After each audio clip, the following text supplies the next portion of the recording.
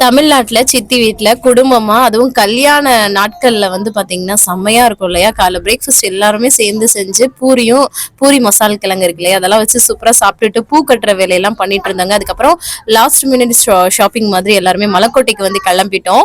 எல்லாருமே வந்து ஃபர்ஸ்ட் வந்து ஐஸ்கிரீம் தான் சாப்பிட்டோங்க. அதுக்கப்புறம் நல்லா வந்து ஷாப்பிங் பண்ண ஸ்டார்ட் பண்ணிட்டோம்.